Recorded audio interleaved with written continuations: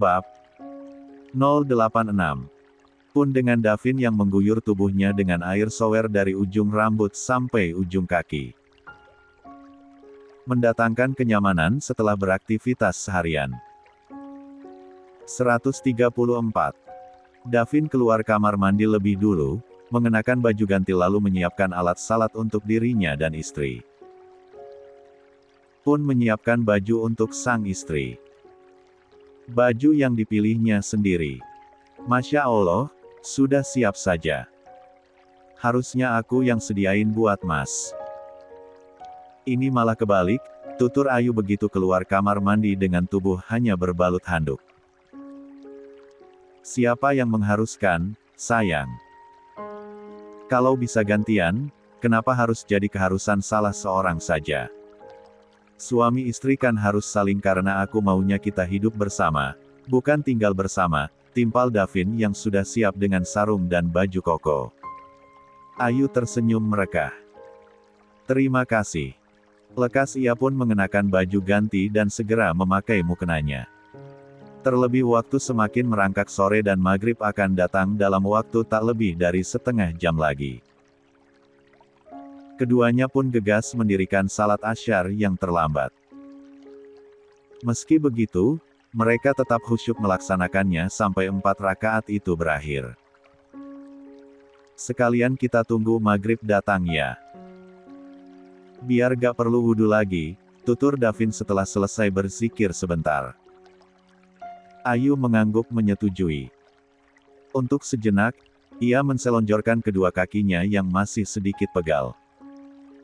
Sesekali bibirnya melengkungkan senyuman mengingat meriahnya acara tadi.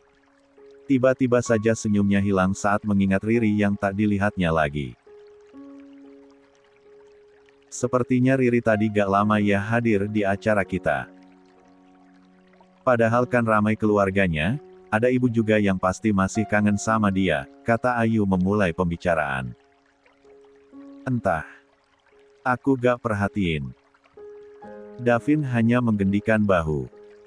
Pantesan wajah ibu tak lagi sumringah tadi, mungkin keinget Riri yang hanya bisa ditemuinya sebentar saja, cicit Ayu lagi. Aku beruntung loh, Mas. Meski lagi hamil gini, tapi Mas gak ngelarang aku buat pergi-pergian. Jangankan ke rumah orang tuaku, ini malah diajak pergi bulan madu. Aku memang gak melarangmu pergi selama itu bersamaku.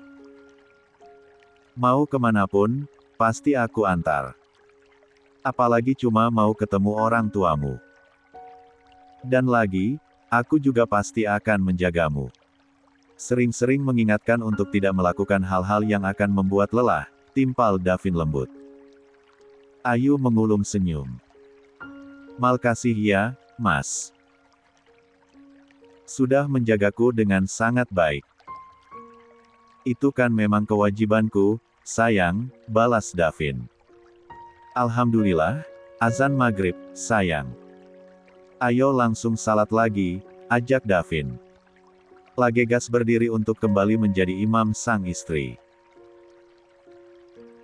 Lapar gak? Tanya Davin begitu mereka selesai mendirikan 3 rakaatnya. Lumayan, jawab Ayu singkat. Meski di acara tadi begitu banyak hidangan yang disediakan, tapi keduanya tak keburu menikmatinya. Banyaknya tamu undangan yang datang lagi dan lagi, membuat mereka kesulitan mencari waktu untuk menyantap makanan. Hingga hanya sedikit saja makanan yang mampu masuk ke perut keduanya. Yuk, siap-siap. Kita makan malam di luar, ajak Davin sambil bangun dari duduknya. Melipat sajadah lalu membuka sarung dan baju kokonya. Kok di luar? Kenapa gak di sini saja? Tanya Ayu. Ia sedang melipat mukena yang baru dilepasnya. 135. Gak apa-apa. Pengen di luar aja. Makan malam berdua. Belum pernah kan? Timpal Davin bersemangat. Ayu mengulum senyum lalu mengangguk. Setelahnya, ia pun langsung bersiap, mengenakan sweater karena baju yang dikenakannya berlengan pendek lalu memakai jilbab. Ayo. Davin merangkul pinggang Ayu, mengajak istrinya itu untuk keluar dari kamar. Berjalan menyusuri koridor hotel sambil bergandengan tangan hingga sampai di parkiran mobil. Jauh gak, Mas, tempatnya? Tanya Ayu saat mobil yang dikendarai Davin melesat di jalanan. Enggak, deket kok. Sengaja ambil yang dekat, jawab Davin. Benar saja, tak berselang lama, mobil itu memasuki parkiran sebuah rumah makan mewah. Keduanya pun lalu turun dari mobil dan berjalan memasuki restoran. Selamat datang di restoran kami. Seorang pramusaji langsung menyambut kedatangan mereka ramah. Saya Davin Mahesa. Sudah booking tempat sebelumnya, kata Davin. Oh, iya, selamat datang Pak Davin.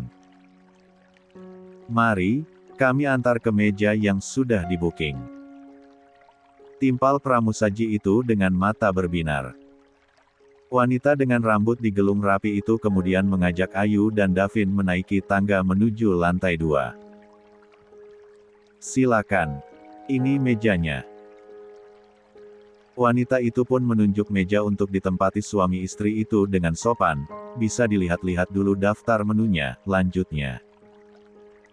Ayo, sayang, duduk. Davin menarik kursi untuk diduduki sang istri. Ayu tersenyum lalu duduk di kursi tersebut. Pun Davin yang duduk di kursi berhadapan dengan Ayu. Mau pesan apa? Tanya Davin pada Ayu. Apa ya? Samain aja, jawab Ayu akhirnya. Karena setelah melihat-lihat daftar menu, ia tak mengenal nama-nama tersebut. Davin mengulum senyum. Ia seolah mengerti kode dari istrinya tersebut. 2 steak wagyu well done, sama minumnya cappuccino hangat saja, tutur Davin akhirnya. Pramusaji itu mengangguk. Mohon ditunggu sebentar. Gimana, sayang, suka tempatnya? Tanya Davin setelah kepergian pramusaji. Ayu mengangguk haru. Ia sungguh suka dengan nuansa makan malam kali ini. Nuansa alam terbuka di mana ia bisa melihat dengan jelas langit di atas sana, meja yang letaknya paling pinggir hingga bisa melihat keindahan jalanan dari lampu-lampu kendaraan yang menyorot, juga 2 buah lilin yang sudah menyala di atas meja, menambah suasana semakin terasa romantis. Romantis banget sih, Mas. Kayak orang pacaran tahu gak? Tutur Ayu sambil tersenyum lebar. Kita kan memang lagi pacaran, tapi pacaran halal, timpal Davin penuh senyuman. Keduanya pun berbincang ringan hingga pesanan mereka datang.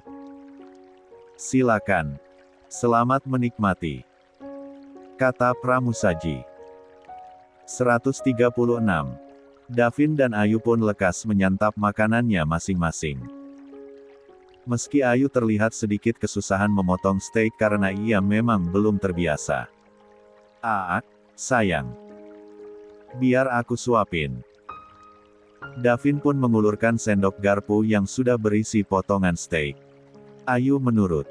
Ia membuka mulutnya untuk menerima suapan itu.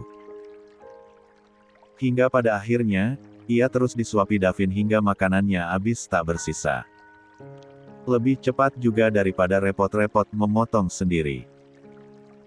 Tak berlama-lama Davin dan Ayu berada di sana. Setelah menghabiskan makanannya, keduanya kembali ke hotel agar bisa cepat-cepat beristirahat. Terlebih besok pagi keduanya akan langsung pergi untuk bulan madu. Mau kemana, Pi? Tanya Pak Ardi saat melihat Pak Damar sudah rapi pagi-pagi sekali. Mengenakan kemeja lengkap dengan jas dan dasi. Mau ke kantor sebentar. Sudah lama Papi tidak datang ke kantor. Ya, sekadar untuk melihat-lihat saja. Rindu juga ternyata, jawab Pak Damar dengan seulas senyum tipis. Istrimu bagaimana? Sudah baikan? Kalau keterusan, lebih baik bawa ke dokter ortopedis saja, lanjut Pak Damar. Sepertinya gak perlu, Pi. Sudah sedikit baikan kok. Sudah bisa jalan sedikit demi sedikit, jawab Pak Ardi. Papi mau bareng saya? Tawar Pak Ardi basa-basi. Enggak. Papi sama Ricky saja. Dia sudah siap kok. Duluan ya. Timpal Pak Damar sambil berbalik.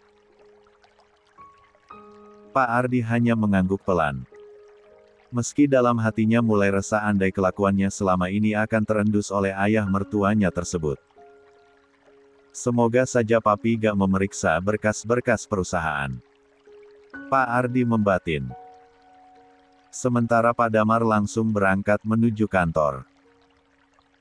Kantor yang sudah cukup lama tak disambanginya. Tumben mau ke kantor, bos? Tanya Ricky saat menyetir. Iya. Mumpung Davin gak ada. Mau mengenang masa-masa dulu lagi saat aktif-aktifnya bekerja, jawab Pak Damar dengan senyum relkah. Ricky hanya manggut-manggut. Tak lagi bertanya karena tugasnya memang mengantar dan menemani Pak Damar kemanapun majikannya itu pergi. Hari masih lumayan pagi saat Pak Damar sampai di kantornya. Bahkan para karyawan pun baru sedikit yang datang. Beberapa karyawan yang sudah datang menyambut kedatangan Pak Damar dengan hormat dan penuh antusias. Dulu, waktu masih aktif bekerja, Pak Damar memang selalu datang tepat waktu. Bahkan datang lebih awal ketimbang para karyawan lain. Dia selalu mengatakan jika pemimpin harus menjadi contoh untuk para bawahannya. Termasuk dalam hal kedisiplinan. Setelah menyapa beberapa karyawan yang sudah datang, Pak Damar bergegas masuk ke ruangan Davin yang dulunya merupakan ruangan dirinya. Senyum pria sepuh itu langsung merekah saat menyadari jika ruangan itu tak banyak berubah. Hanya ada beberapa tambahan barang seperti pas foto Davin bersama Ayu, juga foto Davin bersama sang ibu. 137. Setelah melihat-lihat setiap penjuru ruangan, Pak Damar pun duduk di kursi kebesarannya dulu. Kursi yang begitu lama pernah ia tempati hingga perusahaan miliknya semakin maju dari waktu ke waktu. Tangan yang tak lagi segagah dulu itu, mengusap-usap meja di hadapannya, menyalurkan rasa rindu pada setiap kegiatannya dulu, di mana berkas-berkas selalu menumpuk di atas meja tersebut. Selain itu, Pak Damar juga membuka laci meja itu satu persatu. Di mana dulu, laci itu selalu ia gunakan untuk menyimpan barang-barang pribadinya. Saat Pak Damar membuka laci paling bawah, keningnya mengernyit mendapati sebuah ponsel berada di sana. Lekas ia pun meraih ponsel tersebut. Bukannya ini ponsel Dina. Kenapa ada di sini? Apa mungkin Davin yang simpan untuk kenang-kenangan? Gumam Pak Damar keheranan. Terdorong rasa penasaran, Pak Damar pun menyalakan ponsel tersebut. Loh, gak rusak ternyata, masih menyala. Pak Damar kembali membatin. Senyum Pak Damar langsung merekah saat melihat foto wallpaper di ponsel tersebut. Di mana Davin sedang merangkul pundak ibunya itu. Hingga kedekatan sepasang anak dan ibu tersebut terlihat jelas dalam foto tersebut. Dina, papi kangen, nak. Pak Damar mengusap pelan layar ponsel tersebut. Lapun lalu membuka galeri ponsel itu, karena ia meyakini, akan mendapatkan lebih banyak foto sang putri di sana. Untuk sesaat, senyum Pak Damar terus tersungging saat melihat foto demi foto sang putri yang kebanyakan bersama Davin. Namun saat menggulir ke bawah, keningnya berkerut saat mendapati foto-foto Pak Ardi dengan Rika. Terlebih saat menemukan video pernikahan menantunya tersebut. Apa semua ini? Kenapa foto dan video pernikahan Ardi dan Rika ada di ponselnya Dina? Bukannya Ardi bilang baru menikah belum lama ini? Gumam Pak Damar dengan jantung memburu. Ia pun melanjutkan menggulir layar ponsel untuk mencari banyak hal. Termasuk membuka aplikasi WA di ponsel sang putri. 138. Pagi ini, Davin dan Ayu bangun dengan badan yang segar. Kondisi keduanya tetap fit meski sebelumnya telah mengikuti acara syukuran seharian penuh. Setelah menikmati sarapan di hotel tempat mereka menginap, mereka pun langsung berangkat ke tempat tujuan yang sudah direncanakan sebelumnya. Bukan luar negeri seperti yang Davin tawarkan pada Ayu saat itu. Sayang, kenapa harus puncak sih? Itu kan dekat banget. Gak berasa perginya, tanya Davin saat keduanya sudah di jalan. Kenapa gak Singapura, Amsterdam, Paris, atau negara terkenal lainnya, lanjut Davin. Ngapain jauh-jauh, Mas, kalau yang dekat aja belum pernah aku datangi. Bagi Mas dan orang-orang, mungkin puncak adalah tempat biasa dan sering dikunjungi. Tapi buatku, aku sama sekali belum pernah ke sana. Lagi pula, enakan ke tempat yang dekat-dekat, gak perlu ngurusin visa ini itu.